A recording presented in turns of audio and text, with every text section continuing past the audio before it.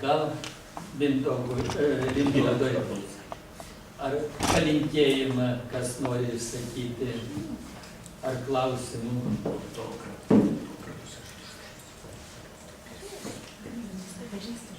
Kas pateiks klausimą tam pirmam autografas?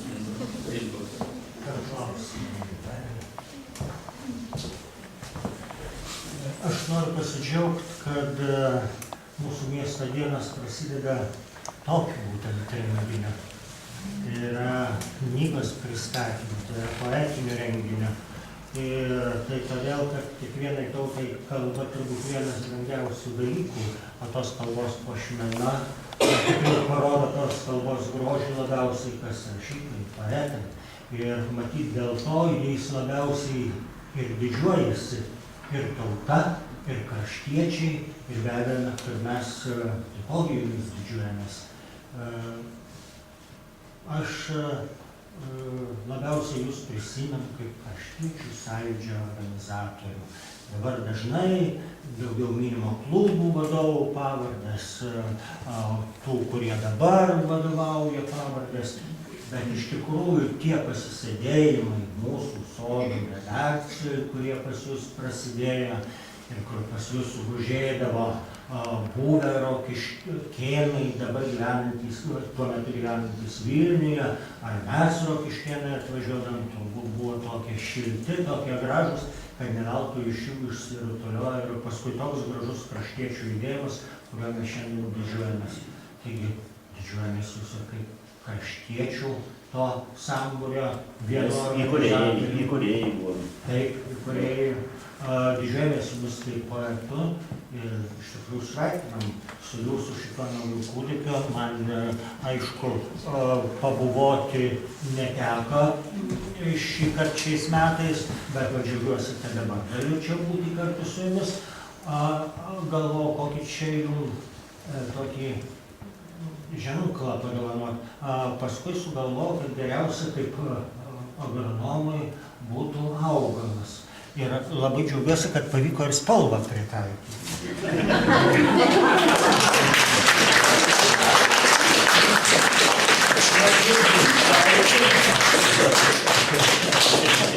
Sveikatos ir kūrybos.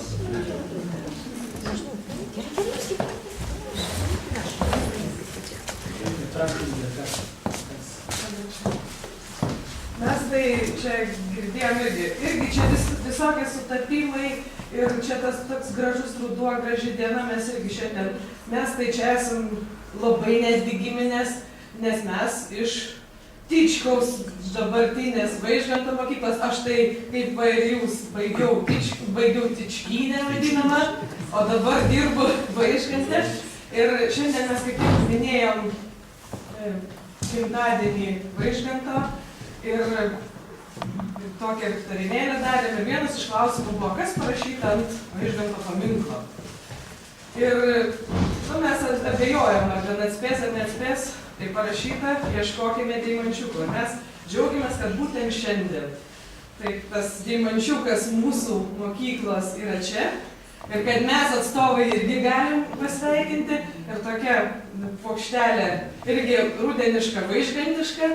Ir dar, kadangi jūs baigėt mokyklą, buvo Tyčkynė, tai dabar norim, kad būtume tikrai mūsų mokyklos gimnazistas, tai tokį ženklelį Vaižganto gimnazija. Tai tiesiog atminimai ir sėkmės ir kviečiam ir užsukti, kaip kasdien pas mus, į Senuosius rūmus.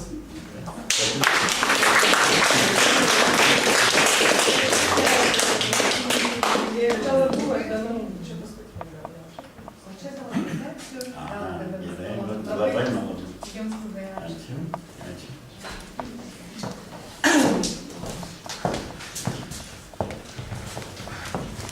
Aš tikrai nesiruošiau kalbėti, bet visus tos žodžius, kurie buvo susikaupę, tai išsakiau birželio mėnesį, rašytnami, kaip jis sakė. Iš tikrųjų, tai čia šnekėjo Tyčkynės mokiniai. Aš irgi tos pačios Tyčkynės mokinys. Irgi tikrai labai džiaugiuosi, kad jūs dabar turėsite tą deimančiuko ženklą. Ir man yra jis padovanota, tik tai va čia negalvoju, kad čia tiek bus sutapimų, tai reikėjo jį įsisekti.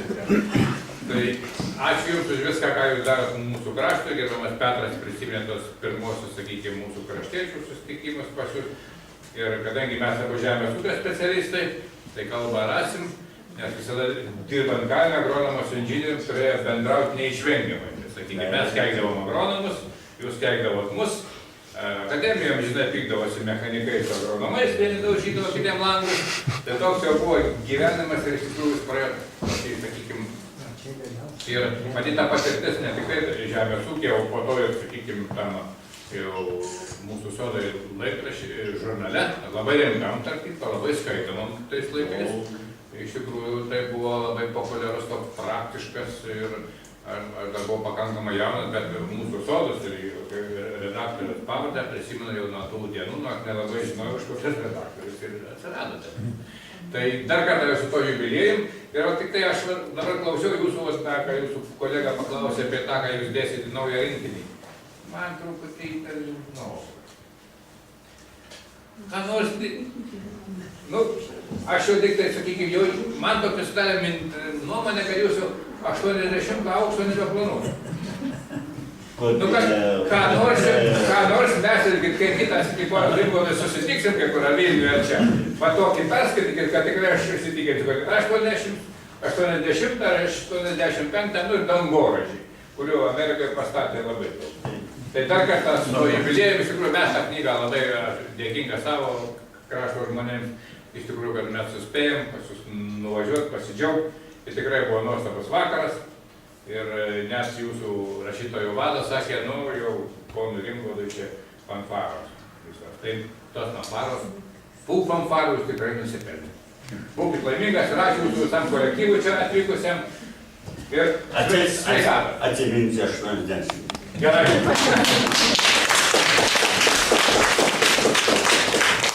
Taip, sveikinimų pradžia labai graži. Iniciatyviai kviečiame dar norinčių. Norėčiau Rimgodui padėkoti už atvykimą būtent mūsų miestą gimtadienio išvakarėse. 115 žiūriu, jau amžius šitas neblogas. Ir taip galvo mūsų bažnyčia pastatyti, baras pastatyti, kad Izenhausas, ten vėl kas nors pastatė, bet tai kiekvieną plytą galvo visgi yra šitų sprastų, kiekvieno žmogaus įmūryta. Tai va, kaip jūs literatūrą įmūrėt, šiandien bėgam tas laikas, nu, lyg tai sustinkam, kaip visada jūs jaunatviškas, nežinau, kaip sakas, jubiliejų švenčiant, bet matyt, Dievas davė jums tokią gerą dūšią, kaip ir mūsų mylimam Ferdinandui, Kamajų Respublikos ordiną kavalieriui. Tai jūs esate pavyzdys, kad nereikia per tuos rūpesčius, per vargus, per daug jau ten pergyventi, nes gyvenimas ir visgi gražus nežiūrint. Ar tai būtų pavasaris, ar vasara, ruduo, kaip ir šiandien, rugsėjo mėnuo, koks gražus oras. Ir matyt, už tai jūs gyvenimas laiko. Labai geras susitikti, nes mes buvom kaip vakar įteikėm premiją Keliuočio Juozaičiui ir kuo daugiau politikai būdam arčiau poetų, arčiau literatūros, arčiau meno, to geriau, nes mes per tą bėgimą kitą kartą, atrodo, turėtum prasišviesti, bet per tuos metus lyg tai kažkur lieki ten įvykių sukūry ir nebėra, kad ten gal kažkišti rūpesčių. Va, kai jau pradėjo traukti vieną, kad pasibuvom, vėl kitur jų atrodo negali be tų susitikimų.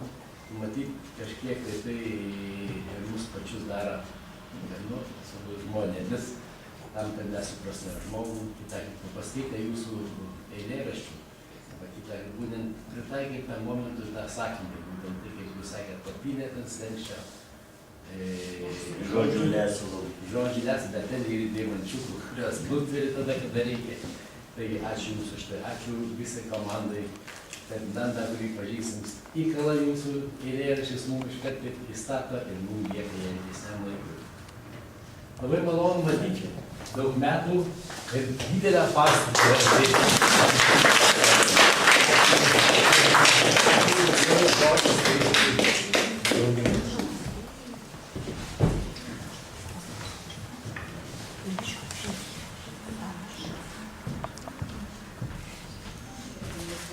Мира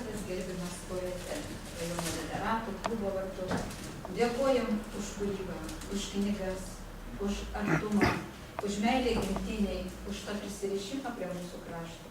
Dar linkime, statykit dangoraižį, statykit kuo aukštesnį, stiprybės, sveikatos, laimės, ir energijos.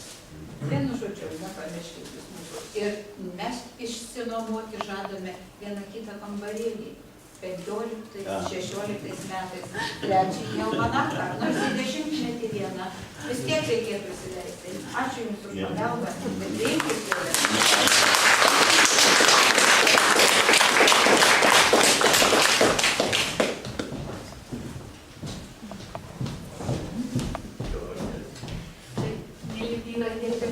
čia priimkite po vieną rudenišką žiedą, labai šviesų, gražų, manau, ir jums labai pritinkantį prie jūsų gerumo nuo Rokiškio bibliotekos moterų. Gerbiamas Rimgautai, jeigu Vilniuje nebeliko vietos statyti dangoraižius, atvažiuokite į Rokiškį, turim erdvės, statykim ir tikrai daug aukštų linkime tame dangoraižyje. Ačiū, kad jūs esate.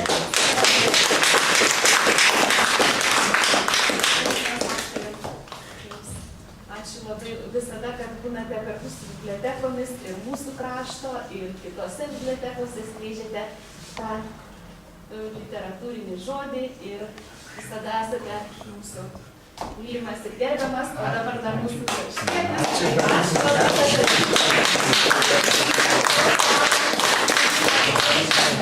Na ir kaimynai, jau neklystų kaimyniškas, taip pat. Ačiū labai, kad atvykote.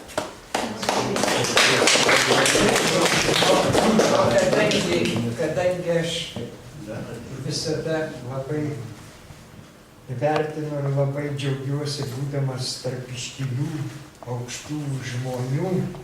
Ir čia, kai jūs apie dangoraižius kalbate, aš tau palinkėčiau gražaus, reiškia aukšto dangaus, nes tu kaip čia aukštasis vidurys mūsų Aukštaitijos danguje mėlynam. Ir kelios eilutės tada Vingio. Pasikimkęs jauną vėją, vėtrą šaunę apkabinęs, leidžiuos per padangių plynės su pavasariu lenktynių. Gulbės kelią, gervės kelią, debesų keliu didžiuoju, aš važiuoju. Mano skraistė melsvo rūko plastą padangiai ištysus, mano vėtra kaip padūko, įsislapstė žvaigždės visos, mėnuo nuo dangaus paspruko. Kas man vėtrą paviliotų, kas man vėją pažabotų, debesų keliu plačiuoju, tik aš vienas tevažiuoju. Lyg pavasarį tarp pievų, gaudyk savo varlės sliekus. Gervės paukštės ilstančios su Dievu, jūs pralenkiu ir palieku. Taip.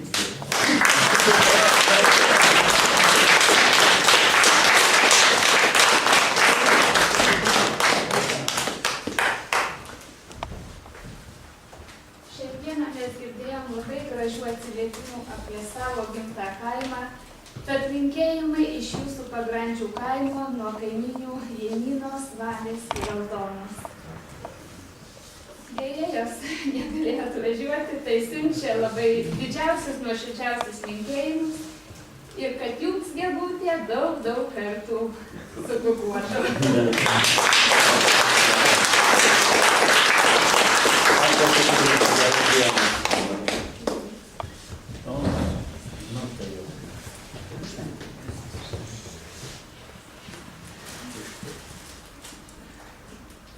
Mielas kolega, bičiulį, irgi tokioje gražioje jautioje aplinkoje.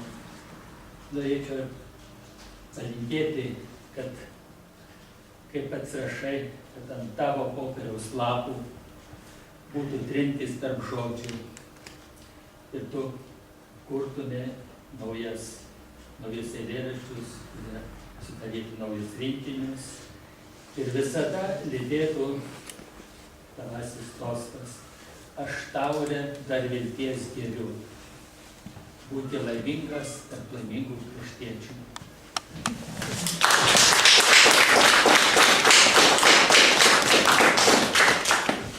Ačiū, kad mes tiek išvarginom iš jūsų. Aš galbūt tikrai, kaip vampyras, kažkiek iš jūsų paėmiau to dėmesio, to gerumo. Aš pajutau, kad gera man. Kad tikrai aš išvažiuoju iš savo gimtinės, kartu su ją įsivežu, jūs kartu visus jūsų dėmesį, jūsų tylėjimą, jūsų plojimus. Man tai buvo, man labai buvo gera. Džiaugiuosi, ačiū visiems.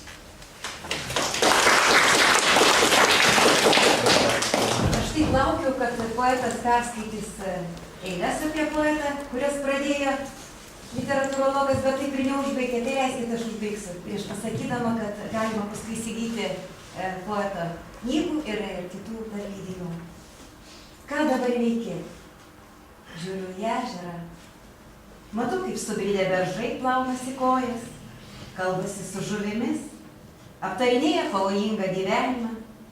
Vienus gali nukirsti malkos, kitas iškepti vakarienį. Ne, aš klausiu, ką tu dirbi. Nesuprantu, tinginiauji? Dieve mano, sakau, žiūriu į ežerą. Tai jums gražaus žiūrėjimo į ežerą.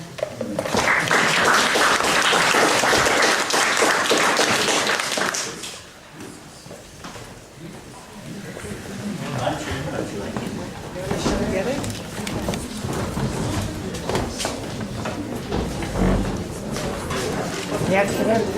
Baigė?